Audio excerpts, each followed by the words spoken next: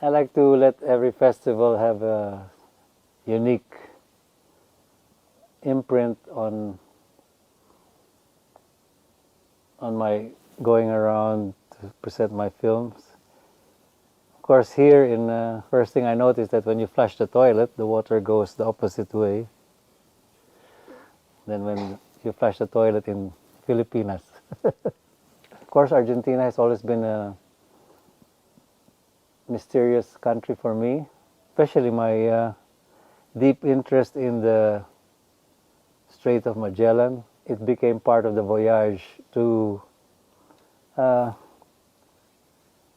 experience the strait where the slave of Magellan, who is the topic of my film since 35 years, to experience that, going through that passage, so that it's not just a fantasy in my mind, but it became a reality, besides seeing good Argentinian films.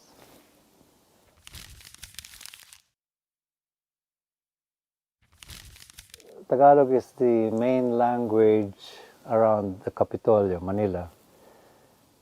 So it is also become the national language, or the basis of a national language. Pero in Filipinas, we learn English when we were children.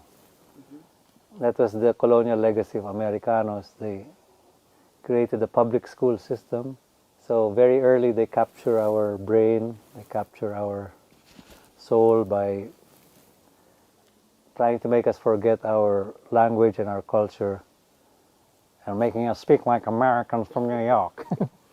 I've made it an effort now for my children to learn Tagalog. There's nothing wrong with having a second language or a third language. In Philippines, they don't have to put any subtitles on Hollywood films. So we're easily brainwashed by an overdose of Hollywood films. To me, the division between film and living life is very blurred. I try to live my life, but maybe picking up the camera and shooting whatever comes in the way.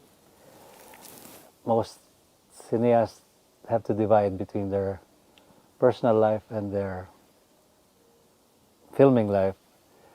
But my duende has allowed me to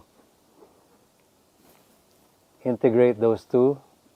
I think it's a way of being able to stay a human being, and I think cine should not be separate. Making film should not be separate from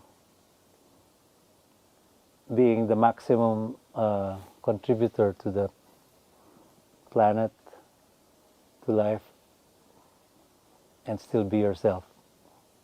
And let your duende connect you with whatever you want to tell the world. That, to me, is cinema. The duende and our personal stories are one.